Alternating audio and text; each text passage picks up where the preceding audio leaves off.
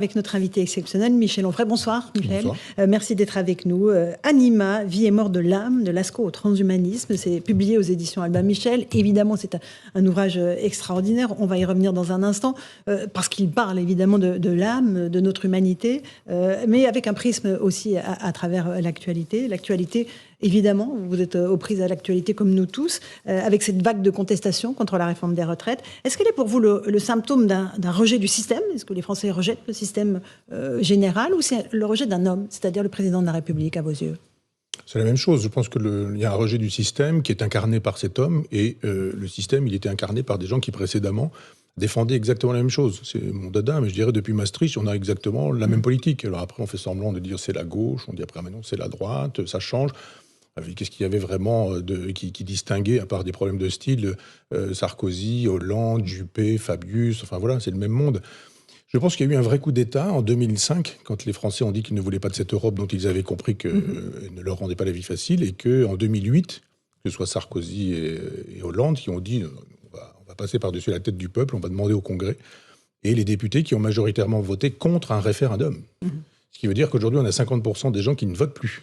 Et je pense qu'il y a cette colère. C'est là la racine du mal, à votre avis, c'est ce référendum de Maastricht? Il n'y a pas qu'une racine, mais il y a Maastricht, il y a le renoncement à la souveraineté qui fait qu'on ne peut plus avoir une politique digne de ce nom. Il y a 2005, effectivement, un référendum qui est négatif pour l'Europe, et on dit vous l'aurez quand même en 2008. Et puis après, cette idée qu'on criminalise Marine Le Pen en disant qu'elle est fasciste, raciste, nazie, etc.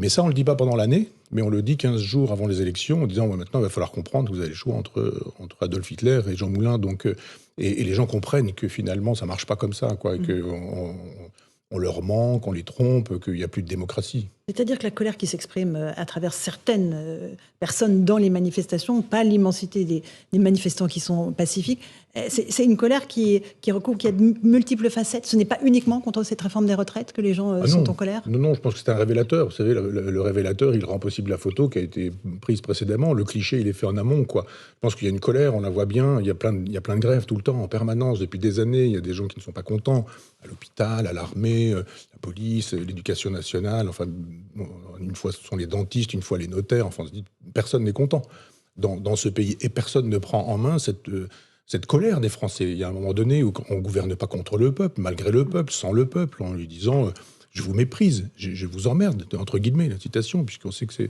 Macron qui avait utilisé cette expression contre les gens qui refusaient le vaccin.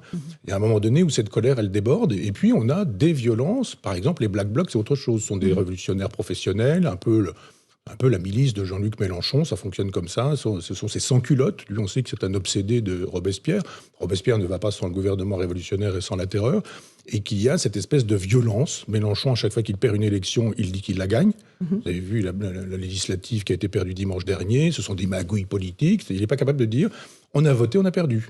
À chaque fois, il dit j'ai failli gagner. À peu de choses près, j'étais le deuxième, donc si j'étais le deuxième, j'aurais été le premier.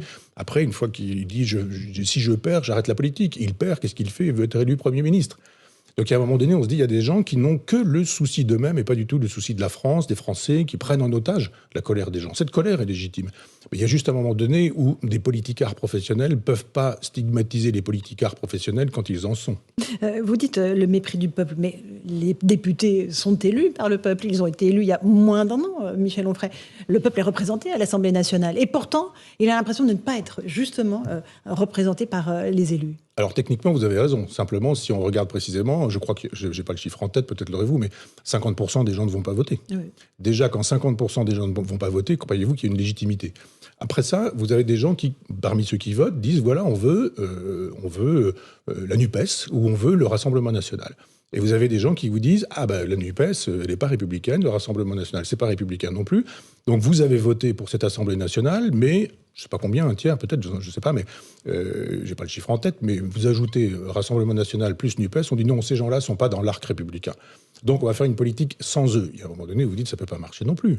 Emmanuel Macron a perdu les élections. Il les a gagnées parce qu'effectivement, je racontais tout à l'heure la façon de procéder.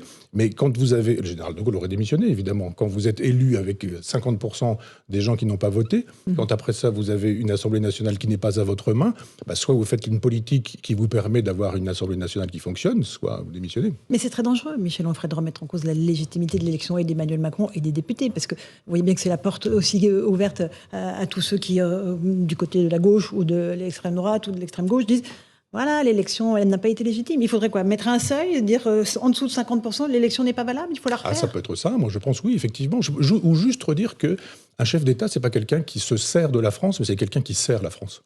C'est-à-dire, il n'est pas là pour dire je suis le chef et maintenant je vous. Voilà, je ne voudrais pas être grossier.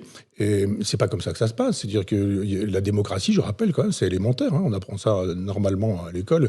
La démocratie du peuple, par le peuple, pour le peuple. Mais on ne nous empêche pas de voter, Michel Onfray. Mais si, tout le monde est libre d'aller voter. Bien sûr, vous pouvez aller voter. Mais il y a juste un moment donné où quand vous dites vous votez et en même temps, si vous votez mal, on va mettre votre vote à la poubelle. Il y a juste un moment donné où les gens comprennent que ça sert à rien d'aller voter. Si après on leur dit, vous savez, dimanche prochain, c'est soit Emmanuel Macron, soit le fascisme. Il y a un certain nombre de gens qui disent non, on ne va pas voter pour Macron, mais on va voter contre. Il le dit lui-même, contre Marine Le Pen. Il le dit lui-même le soir où il est élu. Il dit j'ai bien compris, j'ai entendu, tout le monde n'a pas voté pour moi, mais vous avez voté contre, etc. Je saurais m'en souvenir. Il ne s'en souvient pas du tout. Souvenez-vous de Chirac quand il avait été élu, il avait dit j'ai bien compris contre Le Pen que finalement je saurais m'en souvenir. Et il fait quoi? Un gouvernement complètement RPR. Donc les gens, ils ont une colère légitime. Donc je ne dis pas c'est illégal, c'est pas. Je dis simplement que comme fonctionne le principe, la démocratie, eh bien effectivement des gens disent on ne joue plus à ce jeu-là parce que finalement on est dupe. Est-ce que le référendum d'initiative partagée, qui va peut-être être validé par le Conseil constitutionnel, qui est proposé par la gauche, c'est une solution? Le retour au peuple, c'est une solution? Pour moi, c'est sur la réforme des 64 ans, justement. Bien sûr, c'est la solution. D'abord, la solution, ce serait le retour à la Ve République. 58 plus 62, l'élection au suffrage universel direct. C'est-à-dire que vous avez un septennat, vous avez un chef d'État qui sert le peuple et qui ne se sert pas du peuple. Et qui dit, vous votez pour moi. Si vous ne votez pas pour moi, je m'en vais. Macron, dans son premier quinquennat, il a perdu toutes les élections. Qu'est-ce qu'il a fait? Rien. Là, il est élu, il a de nouvelles élections, il les perd. Qu'est-ce qu'il fait? Rien. Il dit, même pas mal. Il dit que c'est une victoire, que la motion de censure a été rejetée à 9 voix près. Ah oui, vous comprenez ça? Exactement comme quand il a dit, je crois que c'était aux Européennes jadis, que si Marine Le Pen arrivait en tête, ce serait une catastrophe. Elle arrive en tête, il dit quoi? Perdre de si peu, c'est une victoire. Bon, évidemment, avec cette sophistique-là, vous pouvez tout dire. Mais les gens, ils ont bien compris ça. Ils se disent, non, on va pas soutenir quelqu'un qui nous dit, quand il est minoritaire, que ça lui va. Il a même dit à la télévision, souvenez-vous, je ne sais plus quand, mais que c'était même pas 9 voix, une voix lui aurait suffi. Vous vous rendez compte? Voilà quelqu'un qui méprise en disant, mais vous imaginez quoi? 9, c'est confortable. Une m'aurait suffi. Cette façon de dire, moi, si j'ai le chiffre avec moi, je méprise le peuple. Une interview du président à PIF Magazine, Marlène Schiappa dans Playboy. Ou l'inverse. Voilà, on a les élites qu'on mérite? Je comprends pas qu'on se comporte comme ça, sauf à vouloir vraiment mépriser les gens. Je crois qu'il y a un moment donné où j'ai été, moi, invité, enfin, peu importe, mais il y a des invitations qu'on refuse, il y a des supports qu'on refuse, il y a des endroits où on s'exprime pas. Et quand on est chef de l'État, est-ce que vraiment PIF Gadget ou PIF, je ne sais pas quoi, est-ce que c'est défendable? C'est bien, PIF existe, très bien. Mais il y a des endroits où jadis, il intervenait dans la NRF, la revue de Gallimard, et à chaque fois, il tient un discours. C'est fait comme avec des algorithmes. Je vais parler à machin, à bidule, à un tel. Et il y a une espèce de mépris des gens, une espèce d'arrogance du genre « je vous provoque ». Et il y a quelque chose comme une provocation. Quand il dit d'ailleurs dans ce texte que le président de la République peut effectivement remettre son mandat, il n'en fera rien. Il nous donne une grande leçon de gaullisme dans PIF, mais dans la réalité, il n'y a pas de pratique de la démocratie. Vous parlez même, Michel Onfray, de populicide. Ça veut dire quoi? Qu'on prive le peuple de quoi? De sa dignité?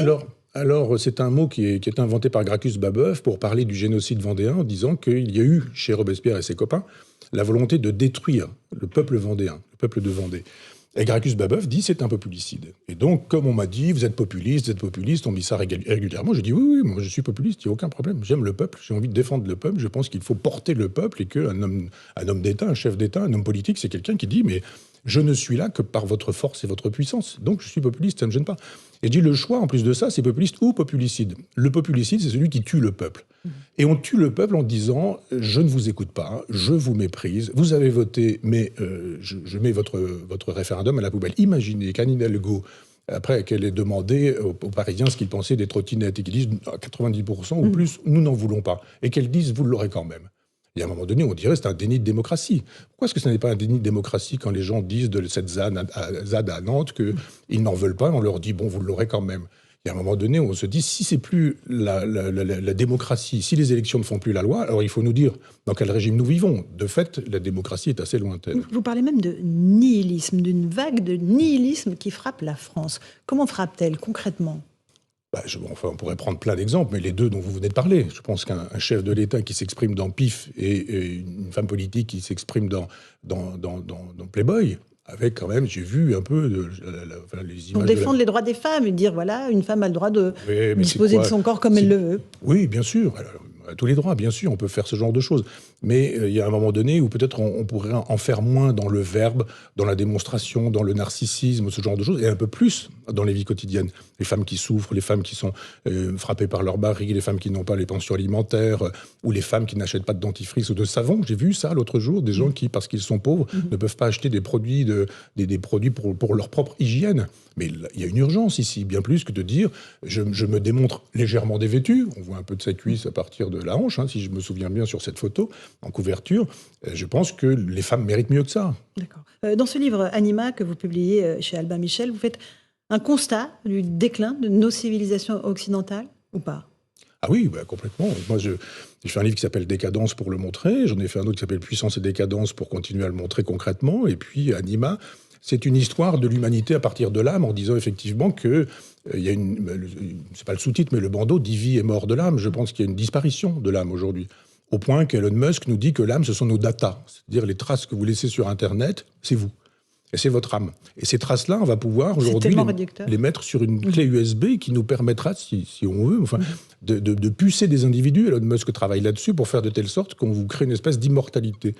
Et on se dit, c'est ce vers quoi on va. Et les progressistes aujourd'hui nous disent ce genre de choses. Il y a des progressistes aujourd'hui en Espagne qui estiment qu'on peut pratiquer la zoophilie. La gauche aujourd'hui, c'est ça, la possibilité d'acheter, de vendre des enfants, de louer l'utérus des femmes, d'avoir des relations sexuelles avec des animaux.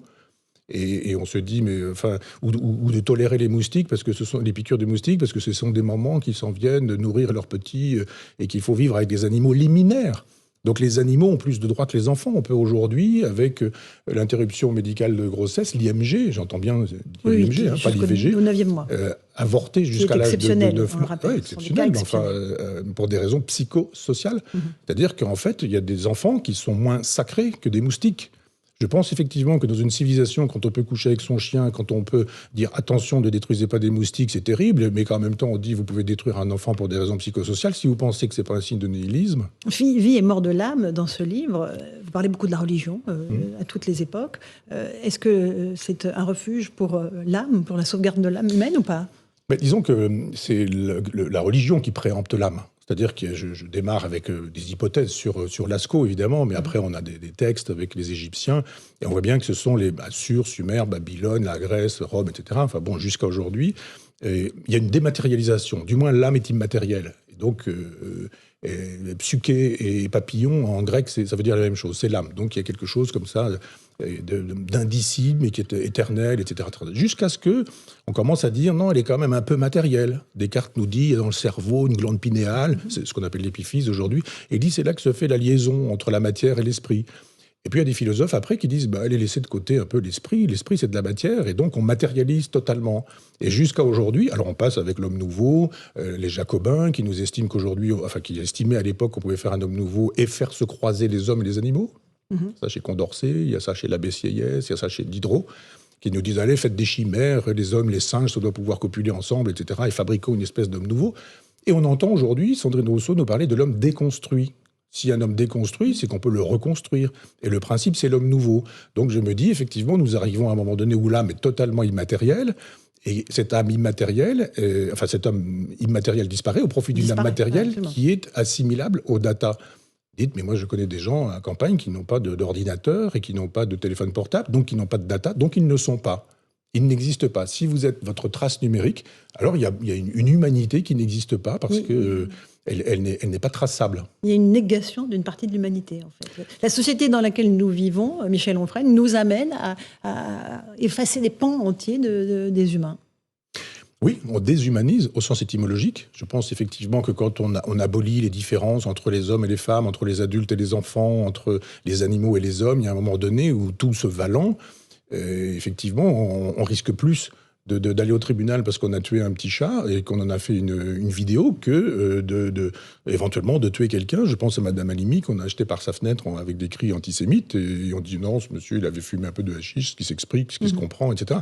Donc oui, il y a un moment donné où on se dit si la religion n'est plus là pour porter l'âme, il n'y a pas de spiritualité sans religion. Ça veut dire que c'est difficile aujourd'hui de parler d'une âme, comme je le fais, en disant mais l'âme, d'une certaine manière, c'est ce qui enveloppe le corps. Ça reste quelque chose de matériel. Je suis matérialiste, je suis toujours athée, je ne suis pas dans la quête de Dieu, je ne suis pas dans le désir d'une conversion, je tiens à le dire.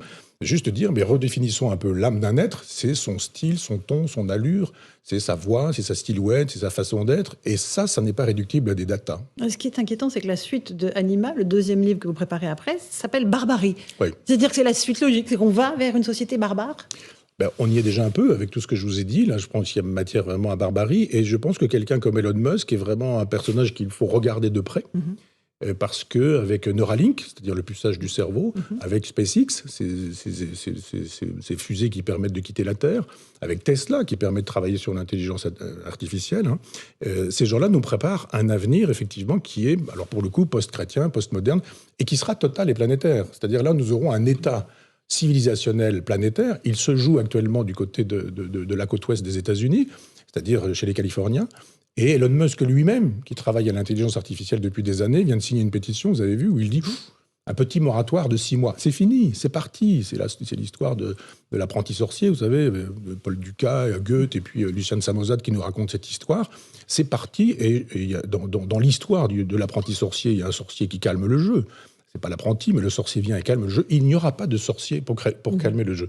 Cette histoire est partie, là, et nous aurons effectivement des individus pucés, des individus sauvés, des individus qui auront évidemment la loi, parce qu'ils auront le pouvoir pour eux, et puis une espèce de valtaille, là, sur la planète entière, qu'on utilisera comme des esclaves.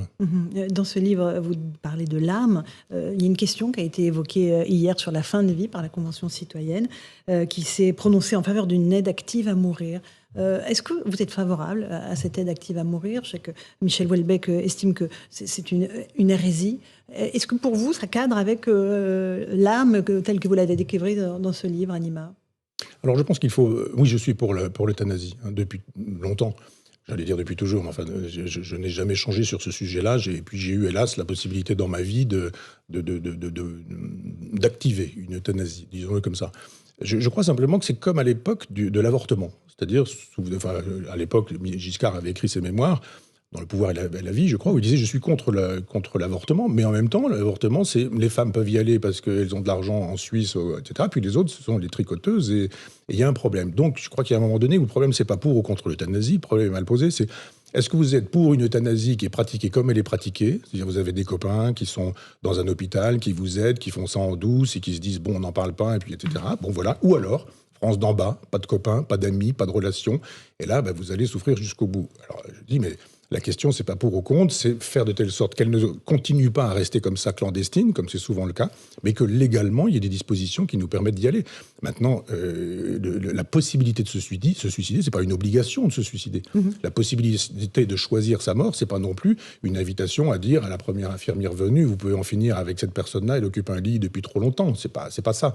C'est justement, s'il n'y a pas de législation sur ce sujet, que le pire sera certain. Donc je suis pour une législation, oui. Merci beaucoup, Michel Onfray. Anima, aux éditions Albin Michel, Vie et mort de l'âme, de Lascaux au transhumanisme. Un livre brillant que, évidemment, on recommande à nos lecteurs, à nos auditeurs et à nos téléspectateurs. Merci beaucoup d'être venu ce soir dans Punchline sur CNews et sur Europe 1. Dans un instant, autre invité exceptionnel, le général d'armée Christian Rodriguez, directeur général de la Gendarmerie nationale. Il nous dira ce qui s'est passé réellement à Sainte-Soline face au Black Bloc le 25 mars dernier. À tout de suite.